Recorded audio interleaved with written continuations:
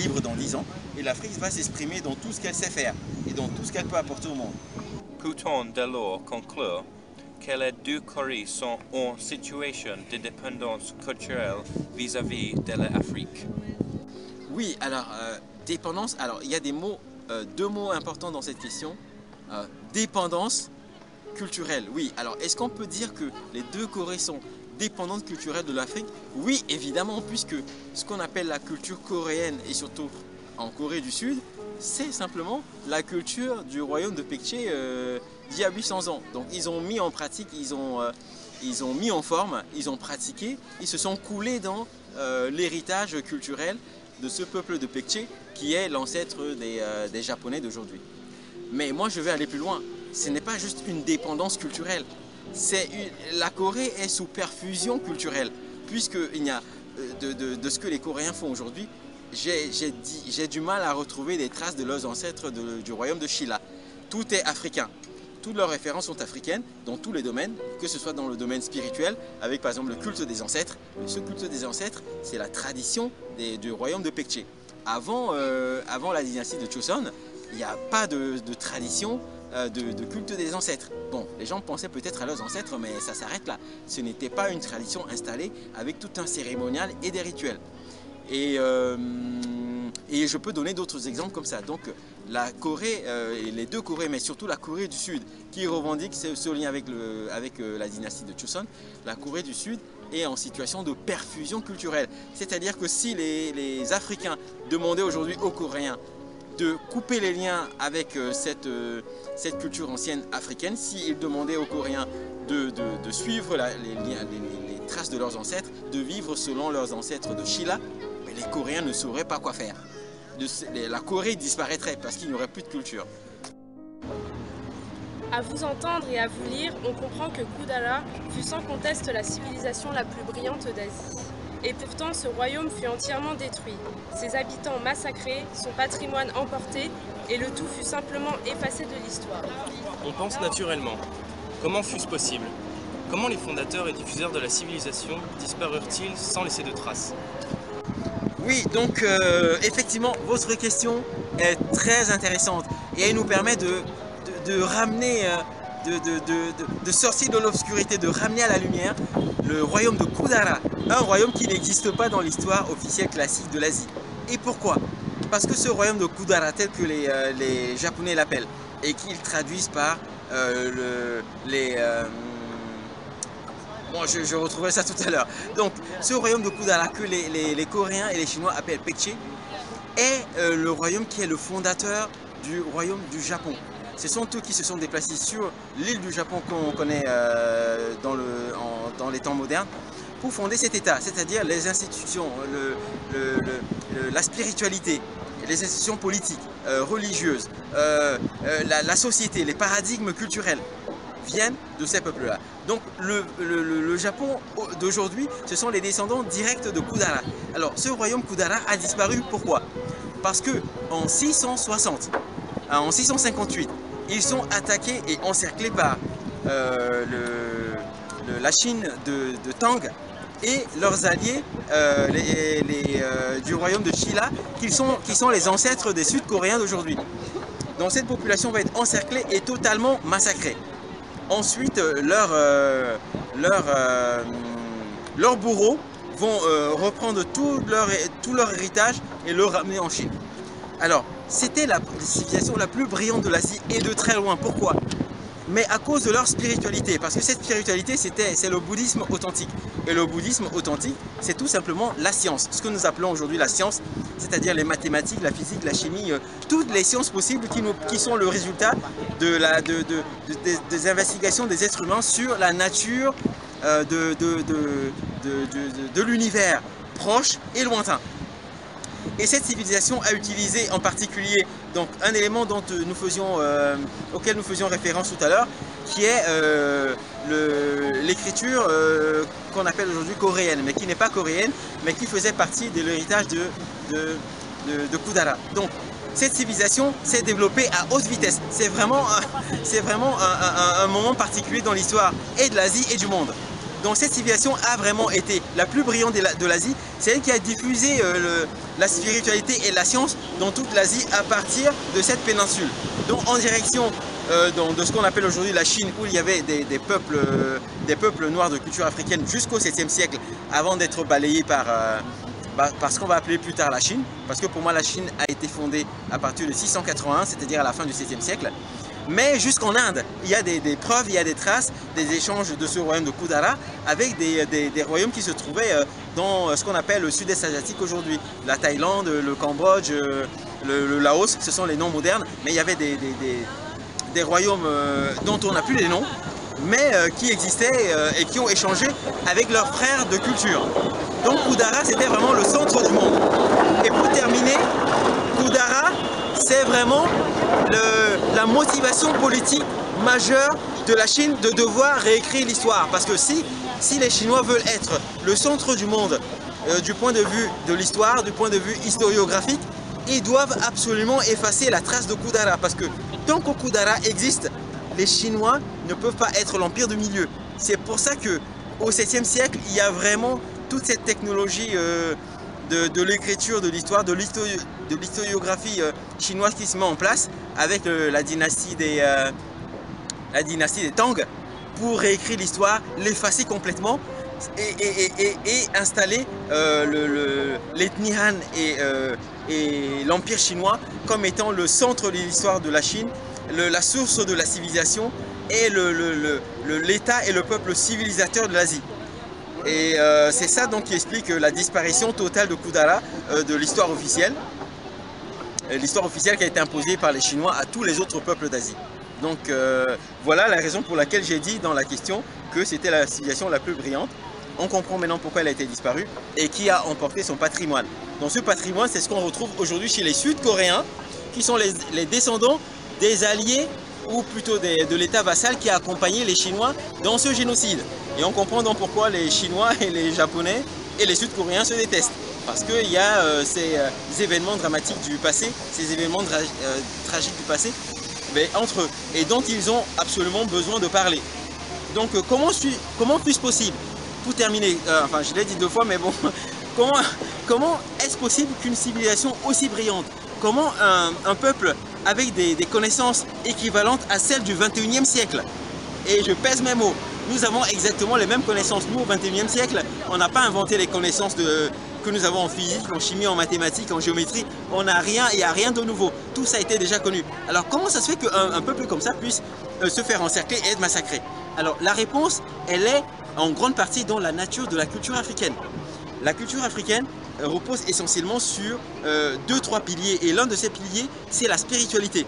La spiritualité se résume en quelques mots en l'activité scientifique, c'est-à-dire le comportement des êtres humains à vouloir, enfin la volonté des êtres humains à vouloir comprendre la nature de l'univers, comment ça fonctionne, pourquoi il y a le vent, pourquoi le soleil va de l'est à l'ouest, pourquoi tous ces pourquoi, c'est pour améliorer la vie des êtres humains et améliorer notre osmose avec l'univers, avec la nature. C'est tout ça donc qu'on appelle la spiritualité. La spiritualité, c'est la science. Alors, au cœur de cette spiritualité, c'est-à-dire cette spiritualité a un objectif essentiel qu'il ne faut surtout pas oublier. Donc ça c'est vrai, ça c'est le deuxième pilier de la culture africaine, c'est ce pilier de la spiritualité, c'est de se rappeler et de savoir que la raison d'être de la culture africaine de manière générale, c'est de générer la vie et de la préserver. Donc il est hors de question d'envoyer des troupes pour tuer des peuples qui ne plaisent pas aux Africains ou aux Noirs en général ou aux peuples qui ont adopté ce genre de civilisation. La vie est prioritaire surtout. Donc les guerres, les destructions, assassiner des gens pour un rien et pour toutes sortes de raisons, aller coloniser des territoires, c'est inimaginable. Donc ces peuples-là avaient organisé leur vie dans le sens de cette spiritualité-là. Ils avaient des armées puisqu'ils ont d'abord résisté aux alliés des Chinois et que ces alliés ont eu besoin de la Chine pour les exterminer. Donc ils avaient bien des armées, mais ce sont des armées défensives. Donc la raison pour laquelle ils se sont fait massacrer, c'est parce que justement il n'y a pas cette organisation, il n'y a pas le développement des sciences dans la direction de la destruction. Ce ne sont pas des peuples destructeurs, ce sont des constructeurs, ce sont des peuples qui magnifient la vie et qui magnifient la vie. Et on en a toutes, un grand nombre de témoignages dans les vestiges et dans les traces qu'on a de leur passé. Donc c'est ce, je ne vais pas dire pacifisme, c'est cette magnificence de la vie au sens général, y compris de la vie des ennemis, qui installe, de mon point de vue, les conditions de leur extermination. Parce que ceux qui viennent en face, c'est-à-dire les Chinois, ont une longue tradition de destruction des royaumes. Les Chinois qui arrivent sur Kudara ont déjà conquis quasiment la moitié de ce qui est aujourd'hui le territoire chinois. Donc c'est une société qui vit et qui respire pour tuer, et pour tuer en masse. C'est vraiment un système institutionnel de destruction.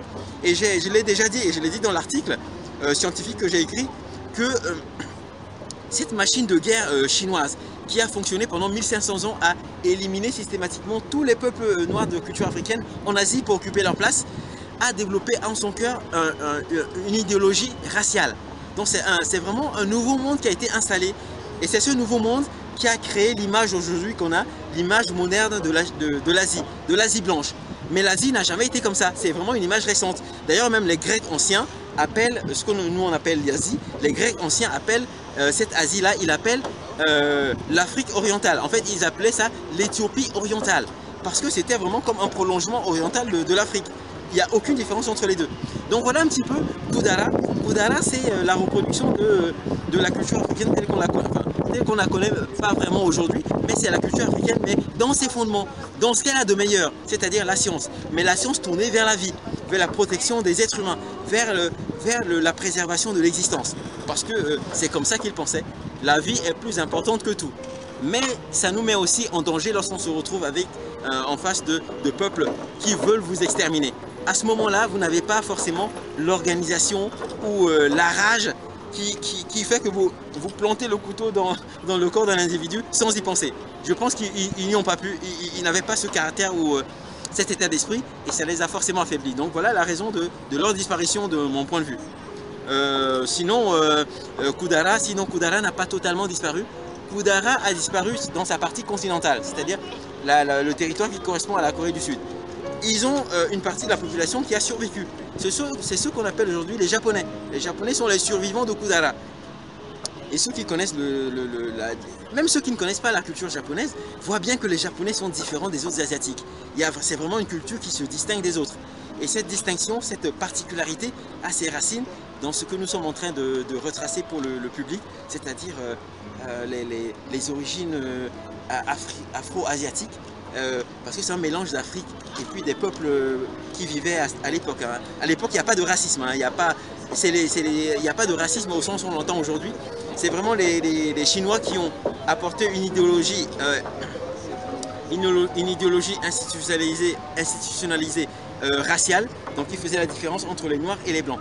Et c'est dans ce contexte que Kudara a été détruit. Parce que pour détruire Kudara, ils ont d'abord ils ont introduit le ver dans le fruit, ils ont introduit la discorde dans la société, et c'est de l'intérieur que Kudara a été détruit. Parce que Kudara, c'est le peuple, c'est l'armée la plus puissante d'Asie. Hein. Je ne l'ai pas fait sentir tout à l'heure, mais ils ont bien une armée et ils sont vraiment forts. Mais ils avaient aussi des faiblesses. Et leur faiblesse, c'est dans la nature de cette culture qui est vraiment une culture de la vie. Dans ce sens, un des 4 piliers de votre théorie tire sa puissance de l'analyse d'un de ces fascinants témoignages ancestraux. Il s'agit du complexe de Toham sur la montagne du même nom située dans l'actuelle Corée du Sud. Qu'y a-t-il à cet endroit et surtout comment avez-vous fait pour deviner qu'il y avait là un message d'une valeur inestimable? Oui, question très importante, même cruciale, puisque les éléments que j'ai trouvés sur cette montagne qu'on appelle en Corée Toham sont la preuve fournie par les peuples disparus qui disent que nous étions ici et voici notre histoire. Donc je n'ai pas eu à inventer ça, il a fallu le trouver. Alors seulement ça commence par l'étude des éléments qui composent ce que j'ai appelé donc dans l'article le complexe de Toham, donc qui est composé, qui forme, disons dans l'ère géographique, une espèce de pentagone irrégulier formé, dont les sommets sont composés par le temple de Sokpulsa, celui de Pulsa qui est distant d'1 kilomètre ou 2 à peu près. Ensuite, le temple du roi Munmu qu'on appelle Kamonsa qui est tout en bas et qui date du 7e siècle. Le site du temple de Munjansa qu'on peut traduire en français par le temple du Home enseveli. C'est-à-dire qu'après la guerre, il avait donc enterré son attirail de soldats pour faire transformer tout ça en matériel agricole. Et puis il y a le sanctuaire du même Moulmou, c'est-à-dire que quand il est mort, il a été enterré sur un rocher, enfin enterré ou ses cendres dispersées sur un rocher dans la mer. C'est réel ou supposé, mais c'est un lieu important. Et enfin, il y a, oui c'est tout, je pense que j'ai donné les cinq points géographiques. Alors ces 5 points géographiques sont liés. En tout cas, moi, dans ma théorie, ils sont liés. Parce que on voit bien que ils racontent chacun d'eux un bout d'histoire. On a trois sites qui sont rattachés au 7e siècle et à la fin du massacre du royaume de Pekche. Et puis il y a Sokpulsa et Pujuksa qui ont été créés, donc 2 temples qui ont été bâtis au 8e siècle en relation directe avec les massacres qui avaient eu lieu 100 ans plus tôt. Donc, qu'est-ce qui m'a permis de comprendre qu'il y avait quelque chose à creuser de ce côté-là? C'est simplement la situation géographique de tout ça. Cette montagne fait face à la mer du Japon, en direction du Japon. Donc, lorsqu'on pense à l'histoire telle qu'elle est racontée dans la théorie, et qu'on connaît la culture africaine et surtout les mythes scientifiques et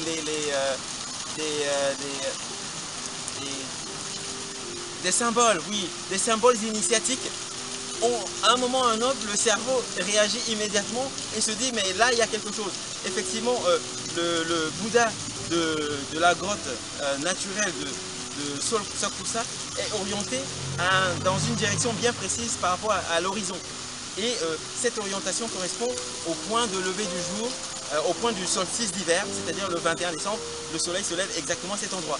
Et là tout de suite, pour moi, il n'y avait plus aucun doute, c'est bien la référence aux thèmes centraux de la spiritualité africaine et des thèmes du type de la Renaissance, ceux de la victoire sur les ténèbres, des thèmes comme le triomphe de l'amour, qui racontent comment dire ça, la supériorité ou en tout cas la plus grande valeur qu'apporte la vie sur la mort, sur le positif sur le négatif, par rapport au négatif, etc.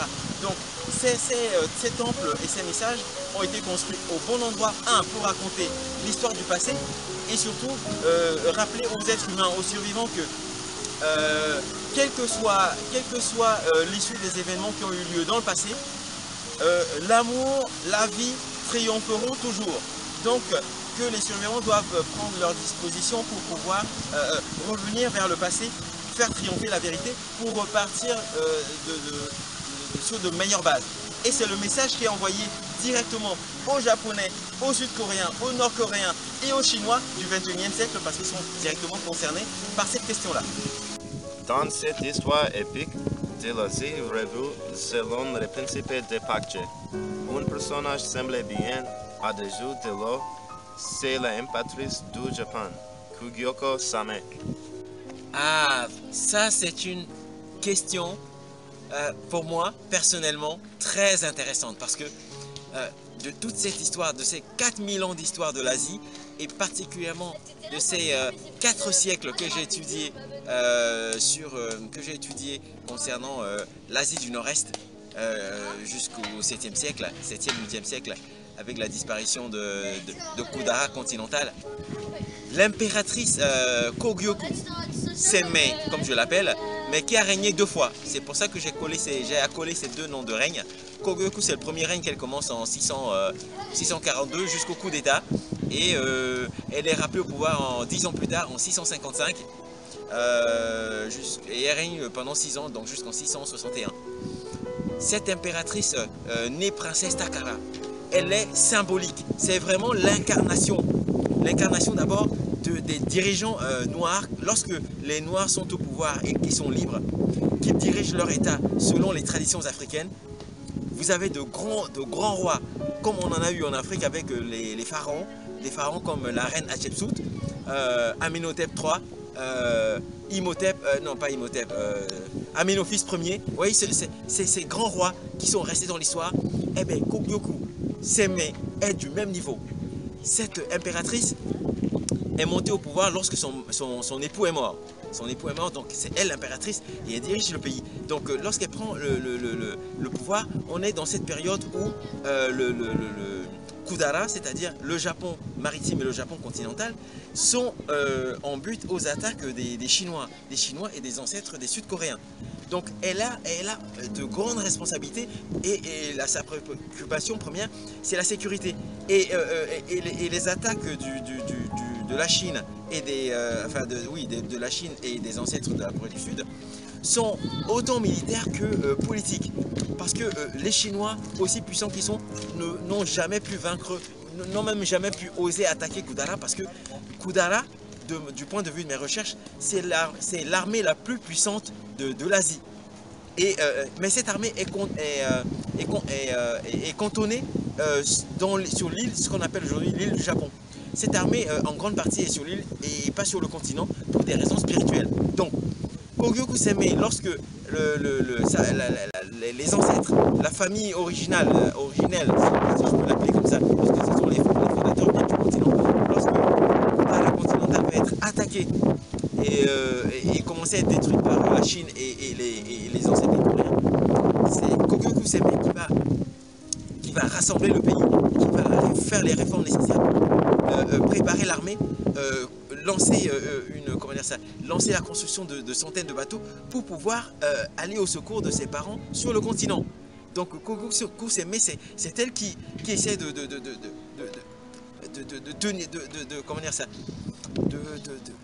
faire tenir ce qui reste du royaume Kudara pour pouvoir protéger ses parents et surtout ramener la cohésion à l'intérieur de Kudara maritime, parce que ce que les Chinois avaient réussi à faire, c'est de créer une dissension à l'intérieur de Kudara maritime. C'est-à-dire qu'ils ont séparé, ils ont amené leur politique raciale, donc la politique raciale blanche, à l'intérieur de Kudara en faisant croire aux Kudara blancs qu'ils étaient différents des Kudara noirs et qu'ils pouvaient assassiner leurs ancêtres pour prendre le pouvoir.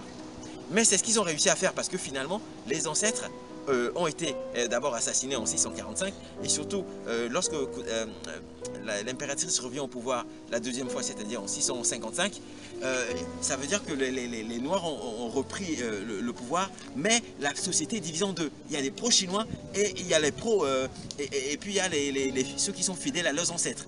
Donc voilà ce qui va se passer et ce qui va considérablement affaiblir le royaume qui était imprenable, puisque c'est la première puissance et militaire et culturelle du continent asiatique. Donc cette impératrice prépare son armée, tout son pays, pour aller au secours, pour protéger Kudara continental qui est en train d'être détruit par les Chinois.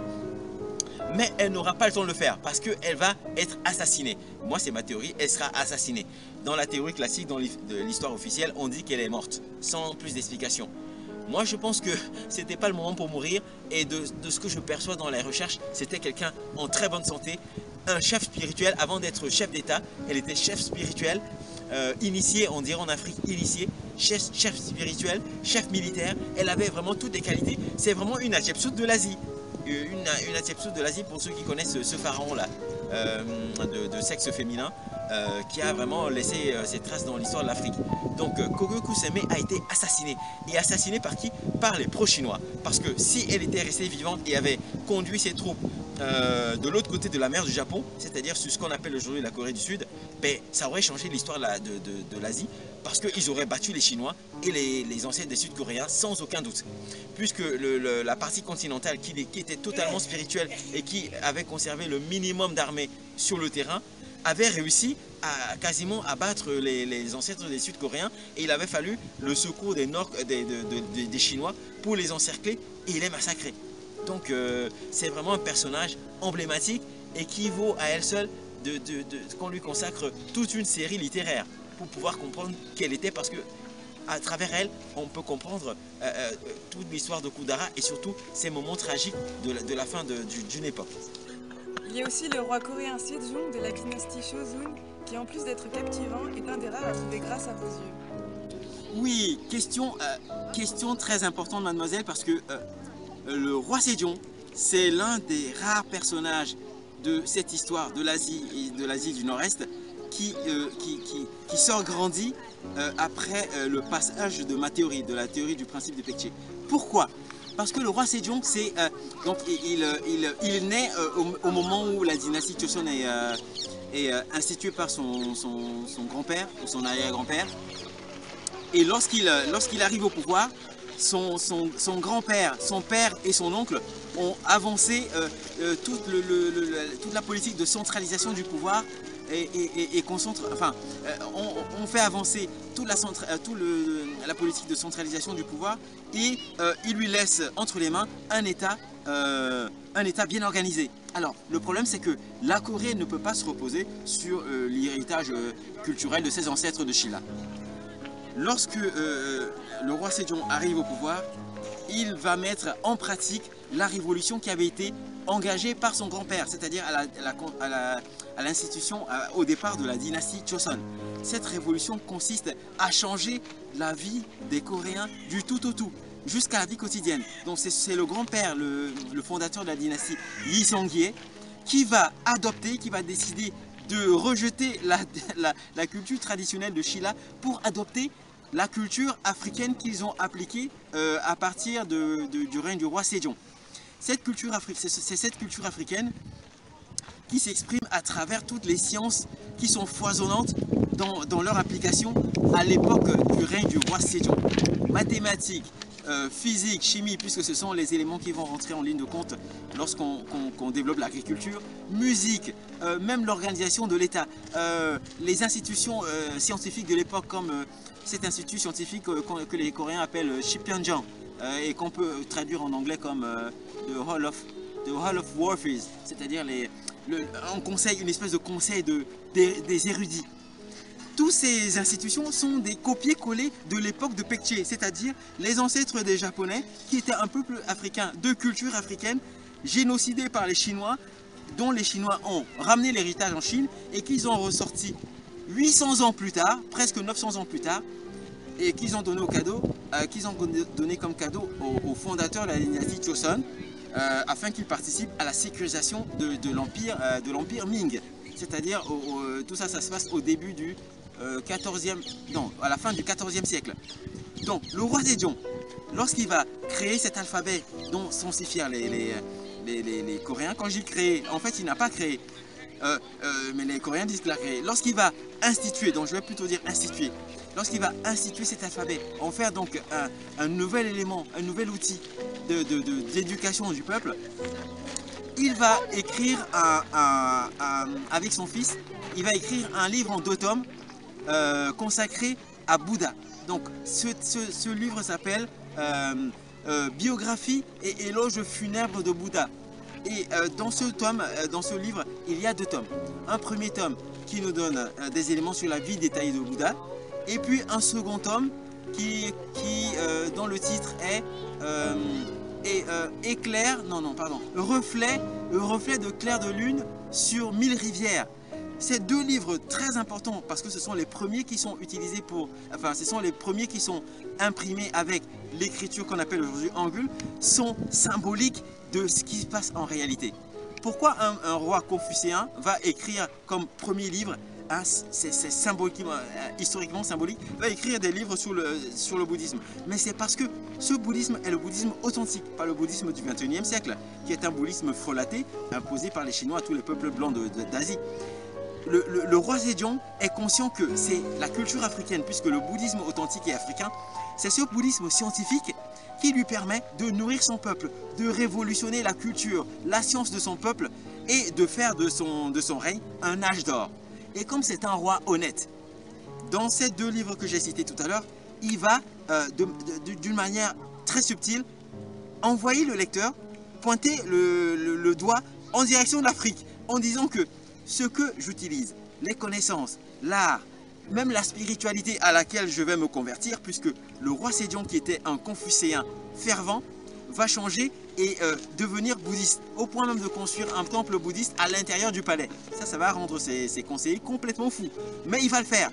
Et ça, l'histoire classique, les spécialistes de l'Asie n'arrivent pas du tout à expliquer ça. Ça, c'est l'un des mystères de l'histoire de l'Asie. Et nous, on peut résoudre ça. Tout ça tient la route. Le roi Sejong est un roi honnête. Donc, il nous dit, c'est l'Afrique qui me permet de relever le défi d'une société prospère, d'une société équilibrée où les gens mangent à leur faim et où les gens sont heureux. C'est l'Afrique et c'est l'héritage africain qui me permet de faire ça. Et ça, j'ai reçu ça de mon grand-père qui a pris cette décision de mettre de côté notre héritage ancestral de nos véritables ancêtres, ceux de Chila, pour choisir une nouvelle trajectoire historique, celle des Africains d'Afrique. Voilà, donc ce roi Sédhion qu'on appelle le grand roi, mais on devrait l'appeler le super roi Sédhion parce qu'il a été honnête. C'est l'un des rares personnages avec cette impératrice Kogyo Seme dont j'ai parlé tout à l'heure. Ce sont les seuls qui, malgré une histoire frelatée qui va être réécrite par les Chinois, gardent leur majesté, leur prestance. Et ce grand roi, avec 3 autres personnages, sont les 4 personnages auxquels il faut s'intéresser impérativement quand on s'intéresse à la Corée. Parce que sorti de ces 4 personnages, c'est-à-dire, je vais quand même les citer, le roi Sédhion, son grand-père, ou son arrière-grand-père, je ne sais plus trop, c'est-à-dire le général Yi Songye, ensuite le conseiller de ce général Yi Songye qui s'appelle Chang Do-jang, qui met en place ce système qui va mettre en pratique et qui va penser et mettre en pratique cette révolution tout au début de la dynastie. Et puis un 4e personnage qui ne me vient pas à l'esprit, mais en tout cas il y en a 4 comme ça. Ah oui, Chang Mongju, de l'époque du début de la dynastie de Joseon. Chang Mongju, mais lui il fait partie de l'administration qui va disparaître de la dynastie précédente, la dynastie de Koryo. La nouvelle dynastie va vouloir le récupérer dans leur équipe, l'équipe des réformateurs, mais il va refuser par fidélité au roi qui va être destitué. Mettons là en pratique l'un des principes confucéens fondamentaux qui est la fidélité au roi. Donc il va préférer être assassiné plutôt que de trahir le roi de la dynastie Koryo. Et ça, pour moi, c'est vraiment l'un des personnages clés de cette époque stratégique pour comprendre la Corée du 21e siècle.